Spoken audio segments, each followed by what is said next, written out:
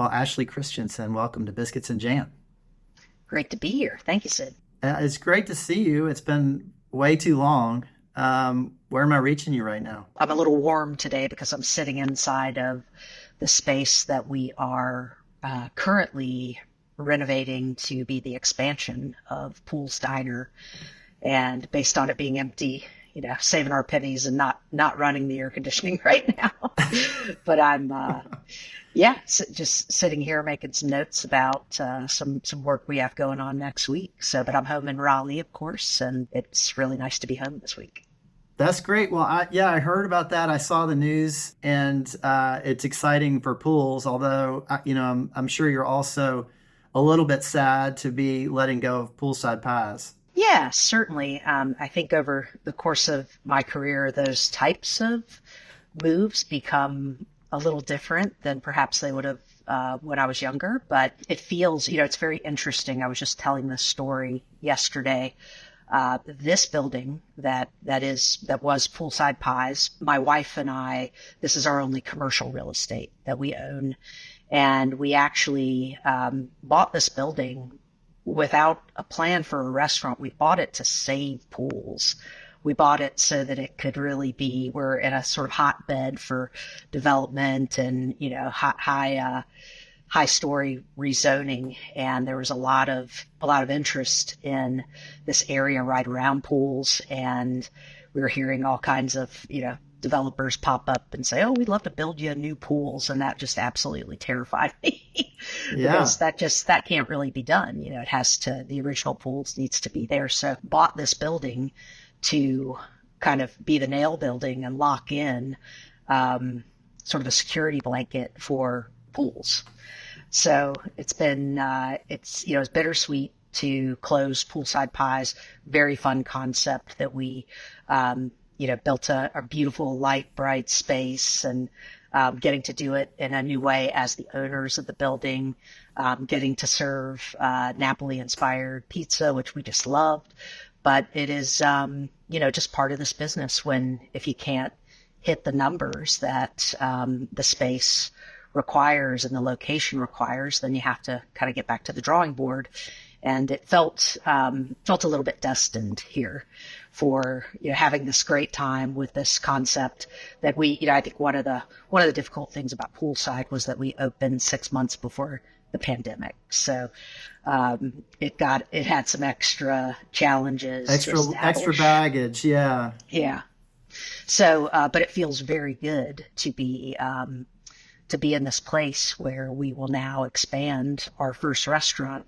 And that restaurant is a 2,000 square foot space. It's very, very special to me, and it's very special to a lot of people. And to now be able to add this complement of space to this space that's been so exciting to work in, but also very challenging because of the limited space. And it's a building from the 40s that hasn't had like a real true, like down to the bones facelift at any point. So we're really excited to have some more space to serve more people, but also, and we can get into this a little bit. It's kind of a neat plan and a neat story, but we'll finish the 428 space, which was poolside, and we'll move pools to here while we renovate the original pools, and then we'll connect the two.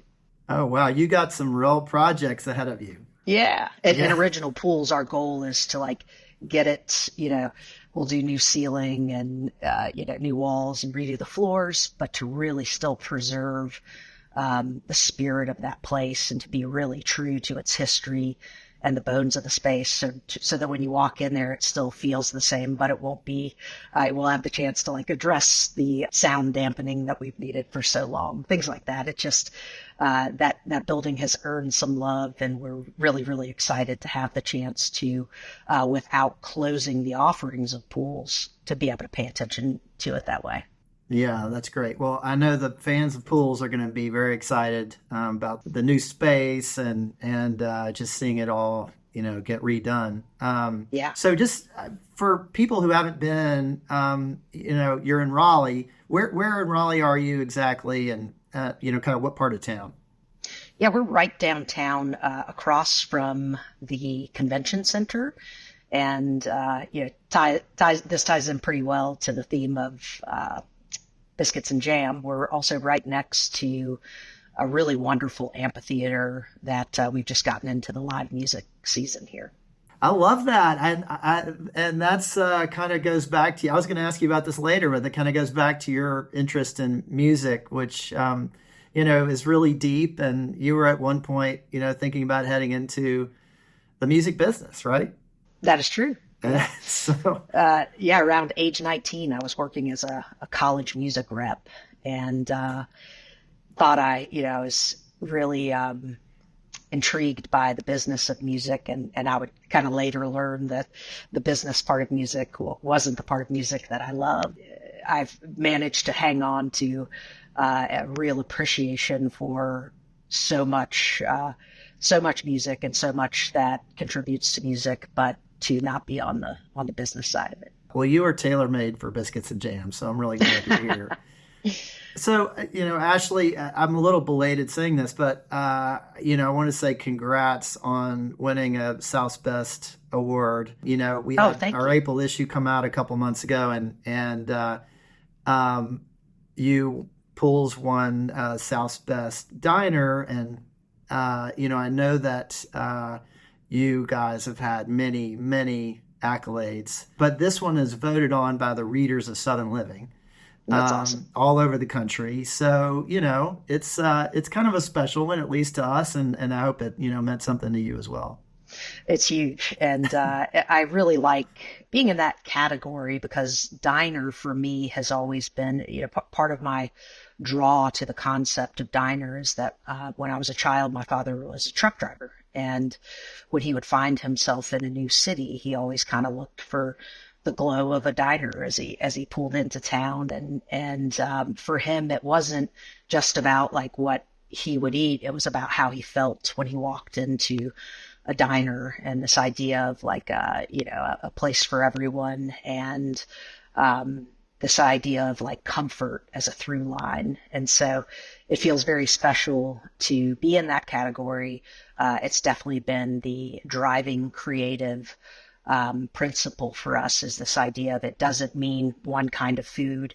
It means this open attraction to comfort and to welcoming folks. So I really like that. And that I think that the concept of diner is not limited, as we know, to one type of food. And it's very exciting to, over the years, to continue to evolve what that space means to us and what it means to the community. And it is a huge compliment to receive that recognition.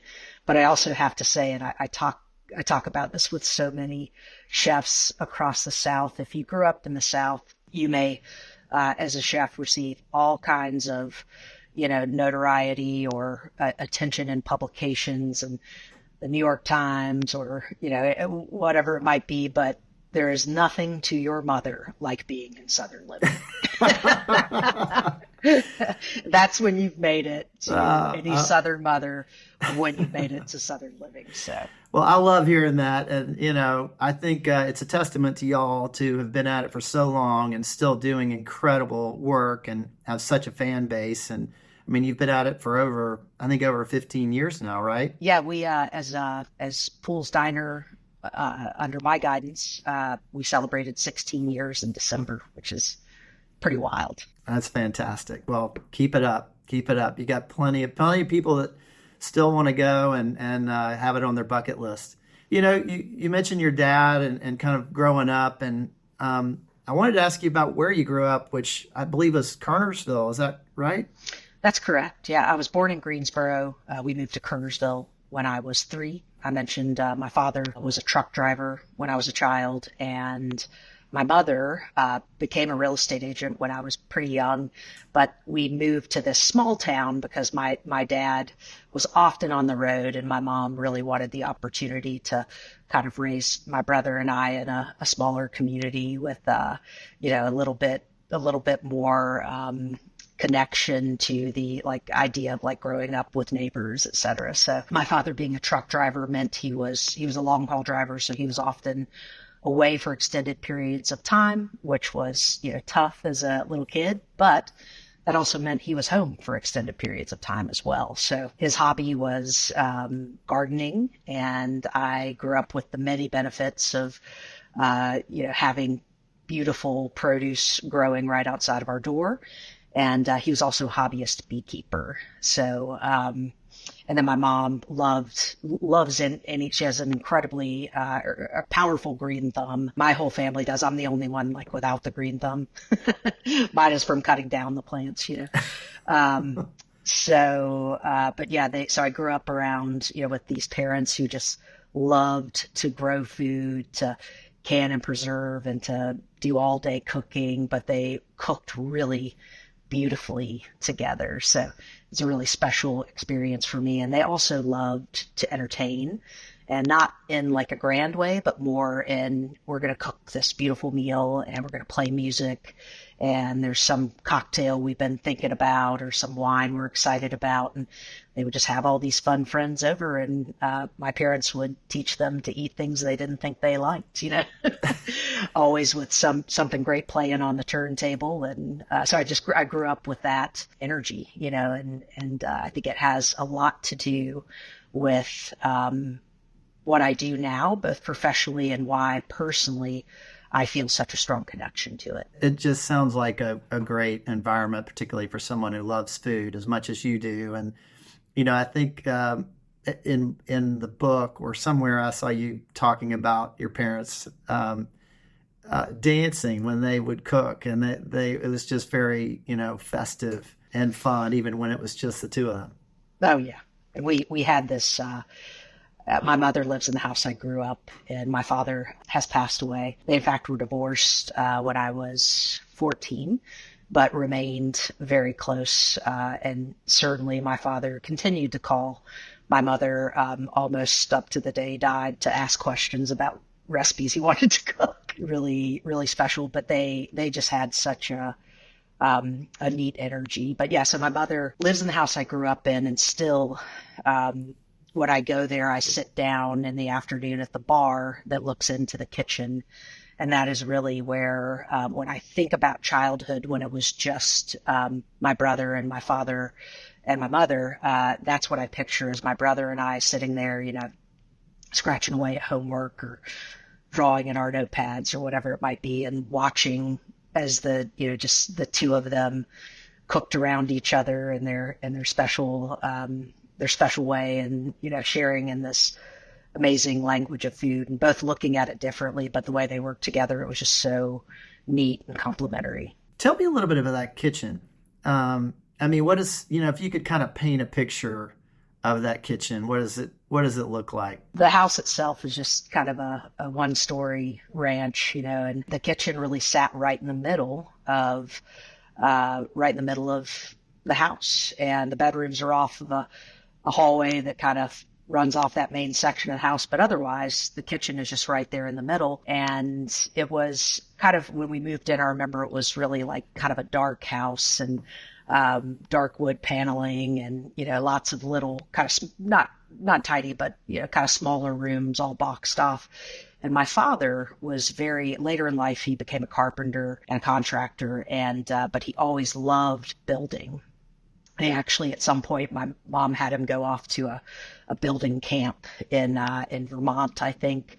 But he loved to do these renovations on the house. And so ended up, kind of renovating the whole house. And one of the things he did was to open the kitchen up, where there used to be a cabinet that separated the kitchen that was hung very low, where you kind of had to peek under it from that bar section. And my father opened all that up and put in lots of, French doors where there might have been a smaller window, that kind of thing. So the house is really filled with light, but with this kitchen sitting right at the center of it. And so that was as much the living room as any place in our home. And so, I'd say like the order of operations for like spaces we would spend time in would be right there centered around that kitchen or on the back patio looking out into the gardens. Of course, there was a big dining table in the dining room.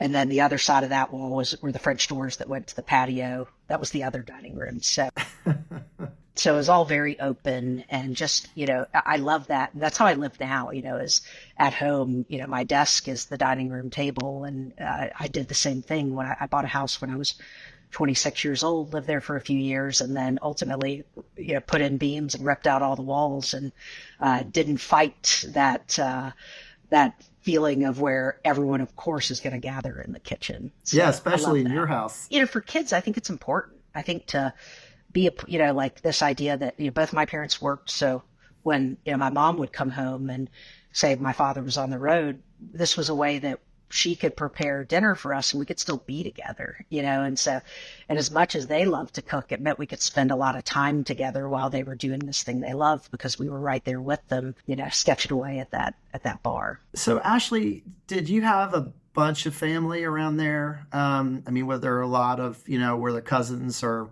aunts and uncles or that sort of thing? And I'm wondering about the holidays, if that, it seems like as much as your folks loved to entertain, that the holidays would have been a really big thing in your house. Yes, certainly. So it's kind of interesting. My mother, I was born in Memphis, Tennessee. My hometown. There you go. But she was also an Air Force brat, so she grew up in England and Japan and Memphis. And so, everyone sort of thinks like, oh, my father's from New York, so you think of us being kind of rooted by this Southern family, when in fact, my parents met in the South. My father moved to North Carolina from the Bronx when he was like what would be called junior high age at the time, and with his mother and his stepfather, and then his brothers and sisters. And so he actually came to North Carolina as a kid, but before my mother came to North Carolina. So I had a lot of family close by, but they were all these Northerners, which is kind of amazing. And then, my mother's family was in Memphis, and so we traveled there quite a bit. But yes, my father's side of the family were nearby, and we would often have, at that point in time, a lot of the New York relatives had made their way out to Long Island, so we would go there to visit for some holidays and such. But usually, my parents were hosting the big holiday, and sometimes my family from afar would come in, but often we spent it with my father's mother and stepfather and my aunts and uncles on that side. But yeah, it was always a big deal. I specifically remember a Christmas where we had this big family Christmas dinner, and my father was like perfecting his roasted duck, and there were enough family there that he had roasted 2 ducks, and he'd of course been having a few drinks in the kitchen while he was making this beautiful meal with my mother. He was feeling very festive, and he walked out to the dining room table and he said, "Hey, look, Ashley, it's Donald and Daisy." And I said, I just burst into tears as a little kid. And my mom's like, "Fox, why?" But he always had some project he was teaching himself about. And my cooking started in a very similar way. I've thought about both how my mother cooks and how my father cooks.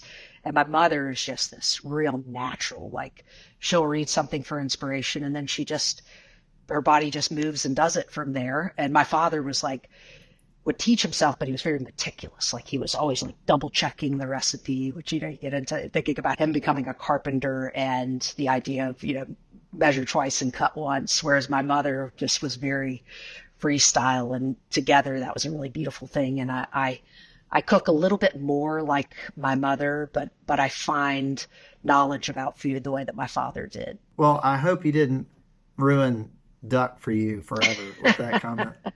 I often think about when we put rabbit on a menu, how it just happens to generally be spring when Easter is right.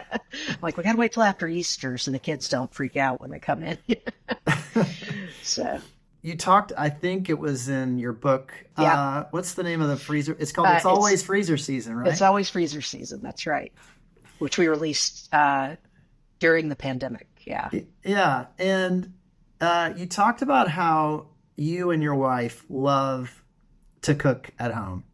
Yes. And I find that so interesting, for someone who is in restaurants and who is, cooking every day or surrounded by cooking every day. And then you come home and it may be I don't know if it's a weeknight or a weekend, but when you have a little downtime that you like to cook as a way to relax. And I'm curious how that kind of works for you. Yeah. I mean, I think it is sort of the ultimate testament to loving what you do, the sort of a proof's in the pudding, right? Like I come home from thinking about this all day in a restaurant context, and I often solve for challenges in the restaurant kitchen or the restaurant as a whole by sort of cooking through them at home and thinking about eating food, thinking about cooking food, and thinking about what it means to serve food. And so I consider it a real pleasure to cook at home and to have that type of space. I think while in the restaurant, there are a lot of questions and there are a lot of people, and I love that energy too, but just to be at home, letting it kind of flow is a really beautiful thing. But like this morning I was leaving the house and I was drinking my coffee and thinking about my morning. And while doing so, I got out some bone-in pork chops I'd picked up at the market a couple days ago. And I've been working on this Greek vinaigrette for Beasley's for our fried chicken joint. And I'm like, I'm going to marinate these in some of this Greek vinaigrette and think about it for how it's going to tenderize, these pork chops. And I'm thinking both about, this grilled chicken I want to put on as an alternative at the fried chicken joint, marinated in this, and the Greek salad that we also want to do. And then I'm also thinking about, my little Lodge cast iron grill and cranking that up with some live coals tonight and how delicious dinner is going to be. Yeah. So those things all are kind of intertwined. But much like my parents, my wife, Kate, and I are very different cooks. We appreciate so many of the same things, but I have a style and she has a style, and, she has a food background, but in food media. So when we met, she was living in New York and working with Tasting Table at the time, and had worked for Food and Wine before that. She's co-authored a number of cookbooks, but she actually thought she wanted to go to pastry school or culinary school, and I think her folks were like, nope. But have fun at NYU. And she wrote a food writing degree. She got to write her curriculum, and sort of as I think like a university undesignated, you get to influence your degree. So that's what she did. And she is a little bit more the meticulous, well-measured. She's a great baker. I was going to say, she sounds like more of a sweet person. Yeah. And she is a little bit spicier than I am. She's a little bit more into complex flavors that I think represent these, where you really have to follow and know so much about exactly what you're working with. And I watch her do these sort of measurements for these different spice rubs and stuff. Whereas I'm wanting to smell the container, throw it in there, mix it up, give it a shot, And I struggle with baking because I'm like, what if I just did this and, added a little more of this, and you're patiently waiting for it to not turn out while it's in the oven. She's just shaking her head at me to put me on some live fire coals or in front of the stove, and or in the garbaget section, and I can make a lot of things happen without ever measuring anything. And I love that. And I think it creates a really neat energy of how we move around each other in the kitchen, much like what I grew up with. Yeah. I've seen you post I follow you on Instagram, and I've seen you post over the years. It seems like more about grilling in the last few years. Is that something that has become, maybe it was always there, or is that a little bit of a new passion for you? Yeah, so my parents also grilled a lot growing up, and being from, my mom being from Memphis, her father, would love to make barbecue chicken on the grill. And so I grew up with a lot of that type of grilled cooking. And, my parents always cooked steaks on the grill and always did a lot of vegetable things on the grill.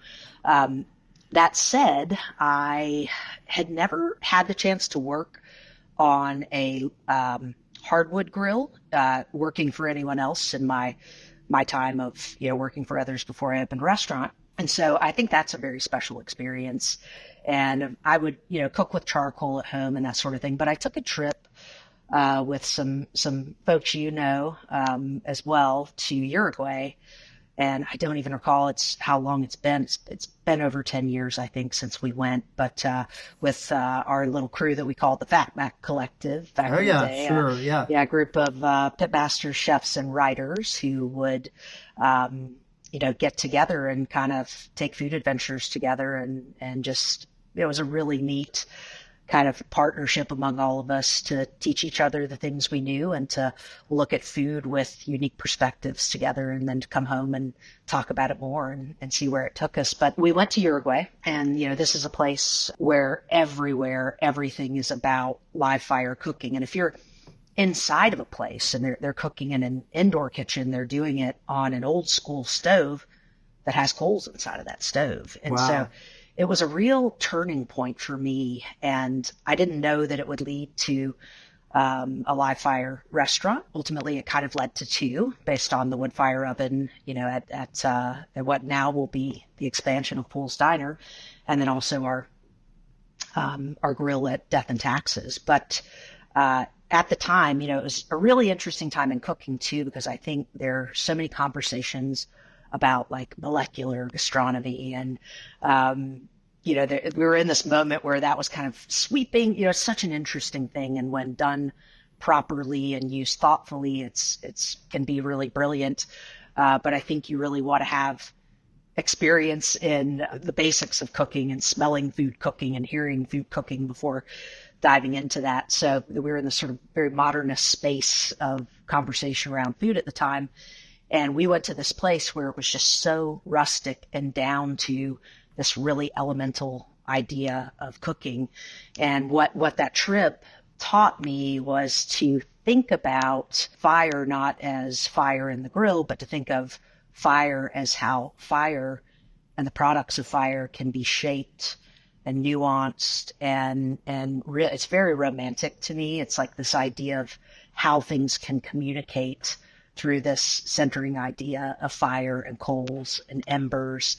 And so really in getting down to this very bare bones idea of getting very close to these different temperatures, and sometimes far away from these temperatures, and what that means to the things we're creating relationships between. And so it just really, the simplest thing and the simplest idea that's been with us for so very long opened my mind up so much about new ways to think about cooking. And so I was building a fire almost every day at home, and burning wood down to coals, and thinking about when the fire is like burning brightest down to those glowing embers, down to the dying embers, and all the different ways that can speak to the beautiful things that grow here in the South. So I think it's very, very special. And I think it's very important to think about cooking that way, because it's just so pure,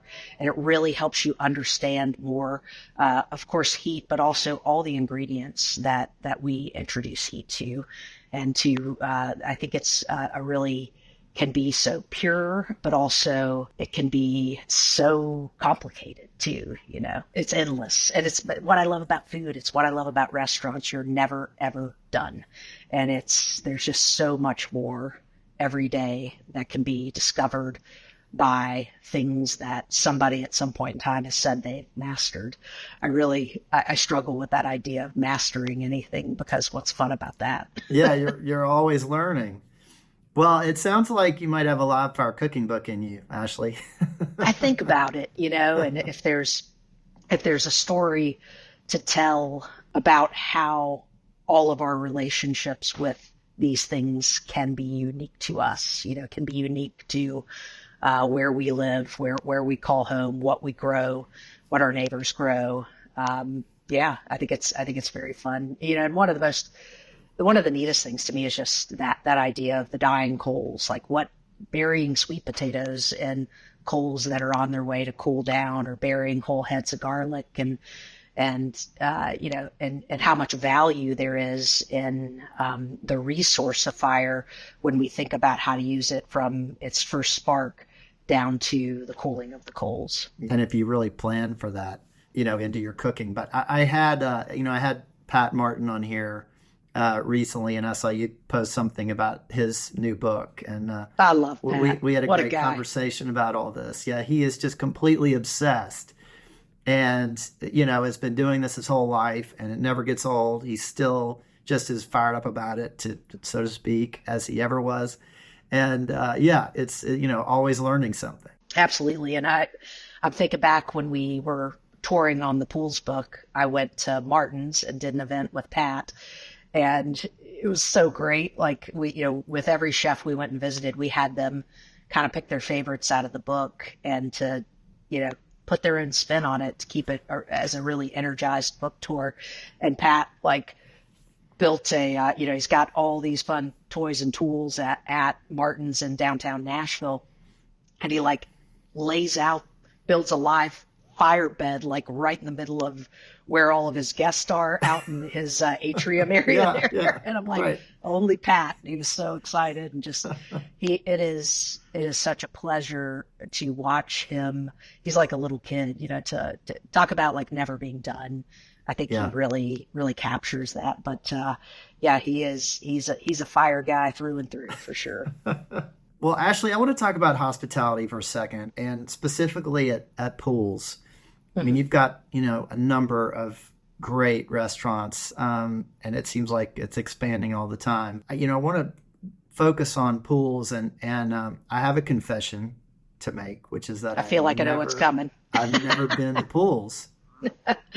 Like I said, when you just give us more time to practice when you say things like that. I cannot believe it, but I really haven't been to Raleigh that much, and I feel like I'm definitely missing out, and I'm way overdue on a trip.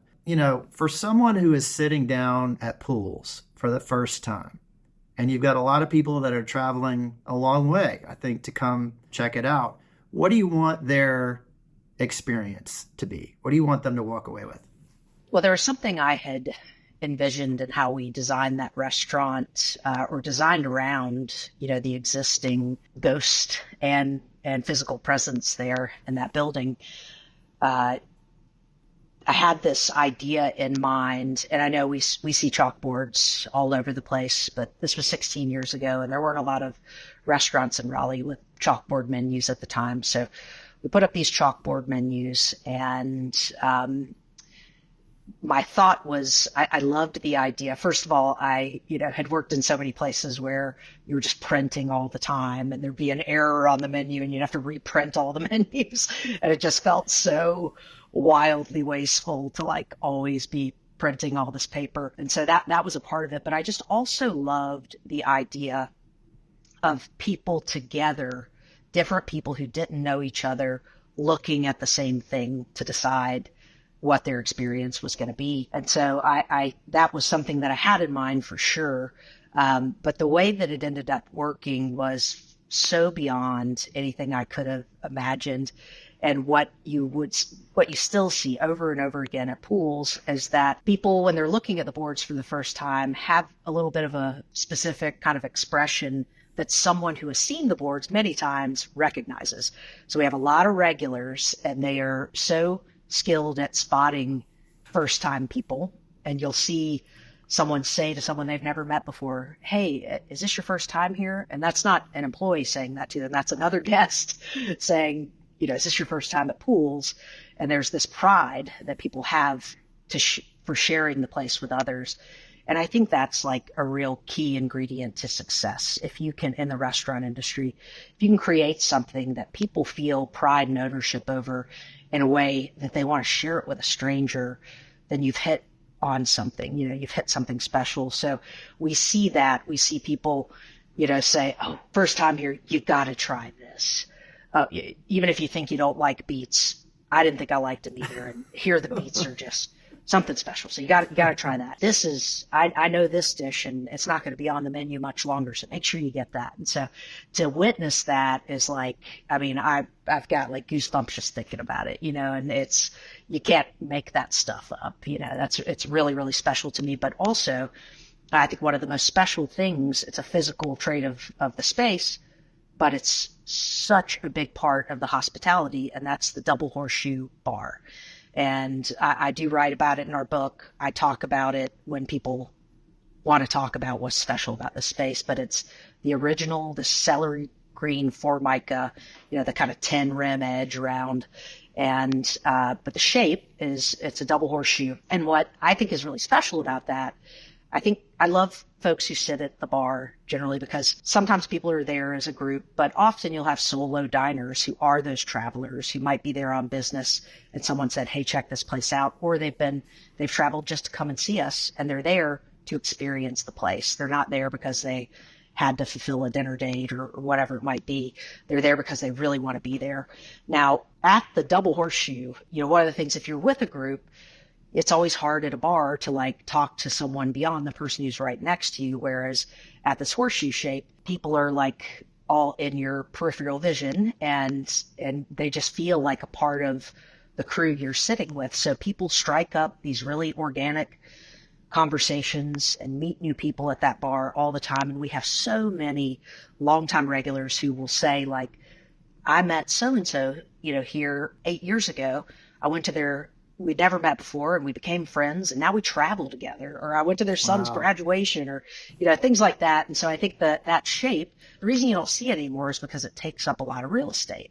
Now I would say, it's the connections that are made at that bar are far more valuable than, the monetary side of what having more real estate would have meant to us. And so I think that's really special. And then just looking at, when you look at the surface of that bar, and you see just the little rubs from people's elbows and their glasses from, what now is 70 plus years of that space. It's just incredible. Yeah. Wow. Yeah. And also the fact that the servers can kind of come out into the bar and interact in a more kind of intimate way. The bartender. Yeah. So Ashley, you have been very open about being gay for a long time, and you've always made it very clear that that Poole's and all your restaurants welcome everyone. I mean, you said, I think there's actually a sign on the side of the building that says all are welcome. Yes. Talk to me about that and how you can kind of use the restaurant and use hospitality as a force for good, as a force for, for bringing people together. Absolutely. I mean, I think the dinner table, so to speak, is such a great place to put differences aside, to put preconceived notions aside, to just be present and be a human. And for me, I look for the values and principles that I believe can be meaningful to all of us at our core and ultimately open us up to being more considerate and to being more kind to humanity as a whole. So the idea of, I love the idea of people coming in and having meaningful conversation about things that matter to them, but being open to how people live, and so the idea of all are welcome, came at a time for us like during HB2, and it actually was at the time a friend of mine had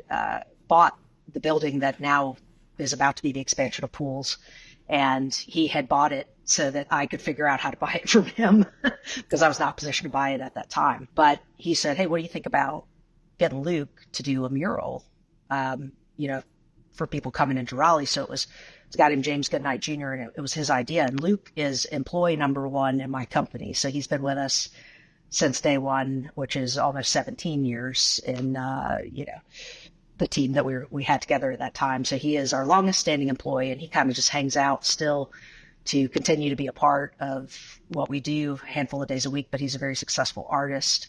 And so he painted the original All Are Welcome mural. At the same time, we also have in our windows of every location, Don't Forget Kindness. And that started not with a banner for a politician or anyone running for a race, but instead the message that I think is very important, which was don't forget to vote. And I think, again, when we value our freedoms and exercise our right to vote, I think it just leads to a healthier community. So we were at a time where an election had gone as such that the country was just felt so angry. And the big election was over. And I said, well, let's change all these banners that say don't forget to vote to don't forget kindness. And it seemed like a great place for all of our heads to be. So I think centering ourselves, when it comes to community work, the things that we naturally work on are food insecurity. I'm on the board for our soup kitchen in downtown Raleigh. I love that work. I work almost 2 decades very closely with a cause called the Frankie Lemon School, which is a school for children with developmental disabilities. And I'm part of the fundraising team for that. We pay full tuition. It's an incredible program. I love that.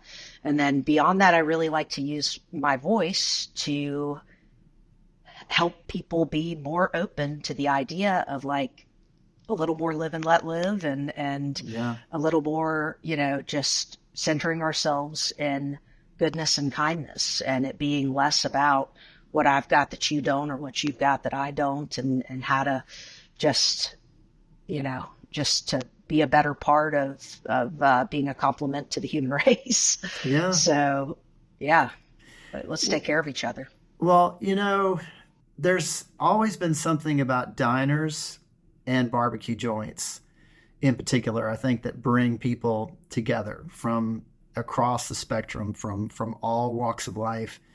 And, it's a place for people to gather who may not agree on a lot of things, or who may come from completely different parts of the world or, different parts of the country. They may have different viewpoints, but they come together in that place and they're sharing food together.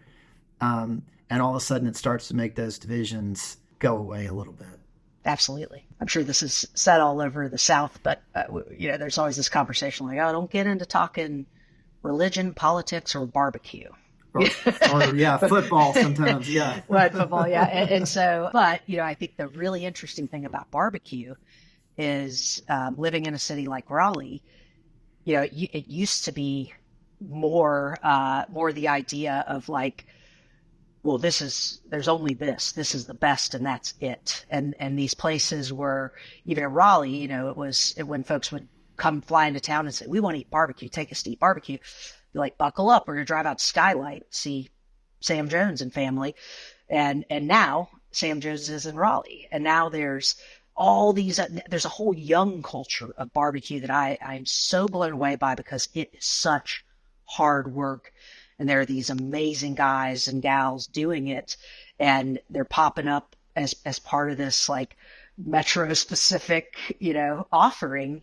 And now people are thinking about barbecue in different ways. So now you may have folks who don't agree on politics and don't agree on religion, but they agree that all these barbecue places are great. It doesn't have to be one way. And I think that's a great kind of parallel to life, like there are now these amazing folks cooking Texas brisket in Raleigh, North Carolina, and it's fabulous. And people are lining up to come get it too. Yeah, it's great. It's great. But I do like that that's become this space that there's more room for everybody in, and it's neat to watch it being celebrated here in the city. Well, we have a writer named Robert Moss, who is our kind of lead barbecue columnist, and he just did a piece a little while ago about the Raleigh barbecue scene and how it really is, becoming a kind of a barbecue hotspot in the country. And, there are a lot of other places in North Carolina that have gotten all the attention over the years, and deservedly so, but Raleigh has really come along on the barbecue scene. Oh, yeah. It's special. Yeah. Well, Ashley, I just have one more question for you. Sure. What does it mean to you to be Southern? It's a great question. I think again about my mother, who I think is this beautiful version of being Southern to me. This idea of being well-traveled, having lived in different places for her, but being born in the South. And I think about how she looks at food and how she may cook with all these influences of food from other places, centered around, what she's growing in her yard or that she's picked up from the farmer's market in her area. But this idea that being Southern is about where the things that grow in the place that you live and how your experiences over the course of your entire life, right to this very moment, inform and engage with the things that are special about the place you live. And it's an ever evolving state of being and conversation. And much like cooking and all the many things I'm drawn to, it's never done, and it's never just one thing summed up as in a sentence. It's something that's about what we bring to the place we call home and how that influences us. Yeah. What's your mom's name, by the way? Her name is Lynn Christensen. She kept my father's last name when they divorced because she wanted to have the same name as her kids, which I think is really lovely. Neither were ever married again. And my mom, she's 77 years old. I just took her to Paris. We just took a really lovely trip. It was on her list. She hadn't been since she was 16 years old, and we had the most amazing time. But yep, as I mentioned, she still lives in the house I grew up in, and much like what it means to be Southern, the experience of being there and visiting there continues to evolve as her and I grow and age and change, and continue to celebrate this. What a beautiful place this is to live. And do you get up to Kernersville very often? I go to see her, and then also I stop when I'm on my way to head to cook in the mountains, or to head anywhere that has me crossing through there. And we cook a lot. Love cooking with her. I love to cook for her, and she she definitely loves for me to cook as well. And it's, that feels good to she cooked for us in our entire lives. And so it feels really good to take care of her. But there is this great little seafood joint there called Smitty's that we almost always, when I go and visit her, we almost always make time to go there and eat steamed seafood and just enjoy a laid back spot in the place. It wasn't there when I was growing up, so it's neat to have something different and special from that time. Well, Ashley, it's great to see you and great to talk to you. And I am going to make it to Poole's in the not too distant future, not to mention all your other places. Death and Taxes, I've heard so many great things about. And so I'm going to make it happen. But it's an honor to talk to you and to have you on the podcast. And thanks so much for being on Biscuits and Jam. Going to hold you to showing up, but we'll keep practicing until then. It's wonderful to be here. Great to see you, and look forward to seeing you soon. All right. Thanks, Ashley.